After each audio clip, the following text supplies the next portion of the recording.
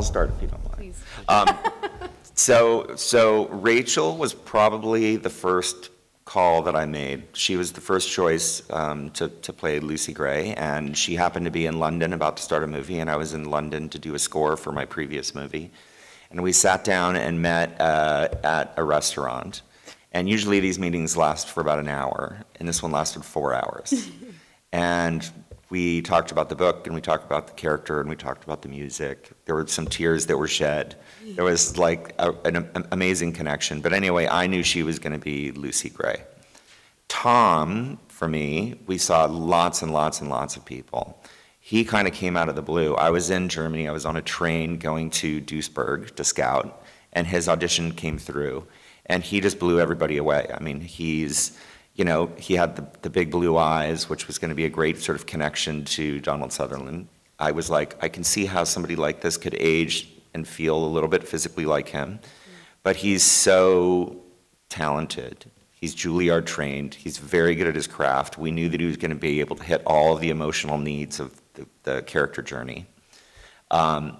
And he's also just has a sophistication and an intelligence, which is also the thing that's really important, especially when you want to believe that a character or an actor is going to be able to sort of grow into somebody in Donald Sutherland's shoes, because he has real sophistication and intelligence.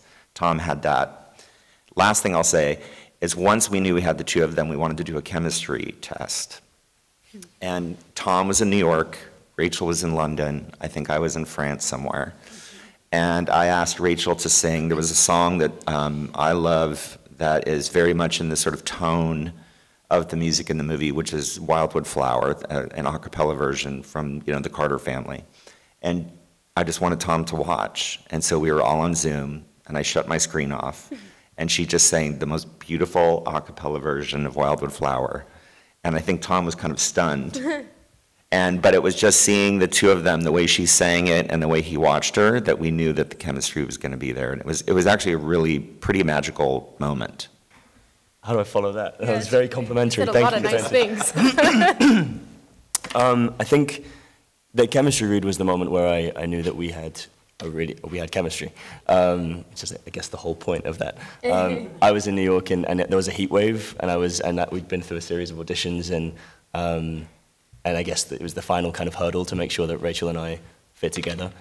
So we were on Zoom, and it was this massive heat wave in New York, and I was sweating. And I remember getting on. Do you remember I was saying, I'm sorry, all my AC is not working, and it's too hot, and I was like sweating, and I was like, I'll do my best. And Rachel came on, and we did the scene, and then she sang the song. And the minute she started singing, I forgot about everything else.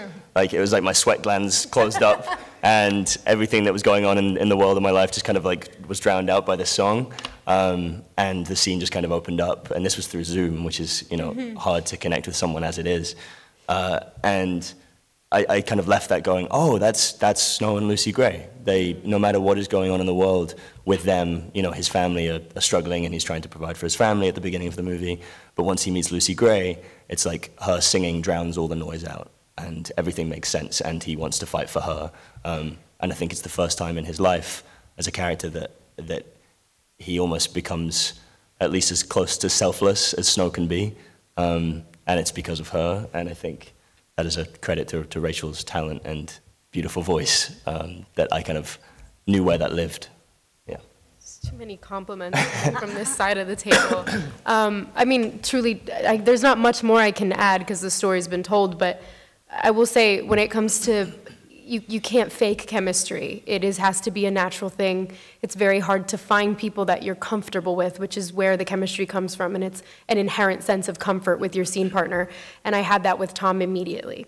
All of the scenes that we had to do together before the day would really begin, before shooting would start, we would rehearse with Francis, and we would talk things through, what felt comfortable coming out of our mouths. A lot of that is credit to Michael Arndt and Mike Lesslie, who wrote our script, but also just to Tom and I reading through it and talking about what made us comfortable, what made sense for the characters, because no one knows your character better than you.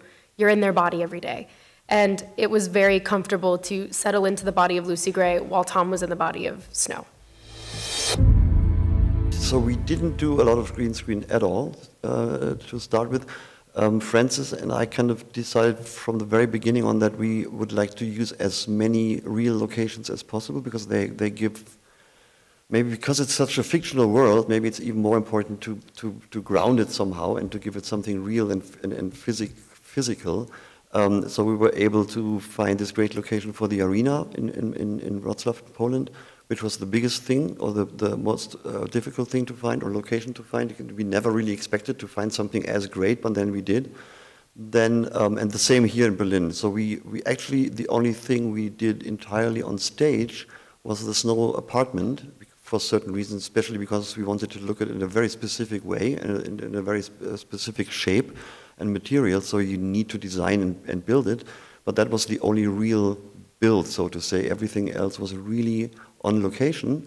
And of course, we always had the extensions, the visual effects extensions, as the city silhouettes and the extension of buildings and such things, or big sculptures and those elements you would not build for just a moment.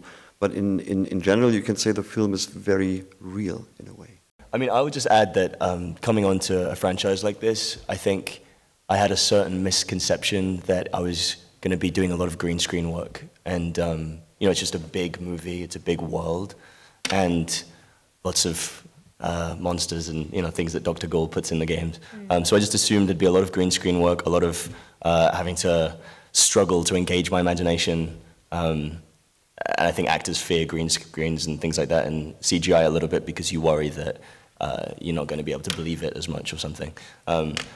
But Uli's sets were so tangible and so palpable and so the capital that you got on and immediately felt like you were there. And shooting in real locations, which is a testament to our whole team choosing to do that, it immediately makes you feel like you're there in the world. And Berlin, we all love it here. It's beautiful and vibrant and alive. And so I think that came into the playing of it as well. But really, like, the reason we can't stop singing Uli's praises enough is because it's just like magnificent, the stuff that he makes with such unique passion and energy. Thank you. Love you, man. Thank you. Overwhelming, actually.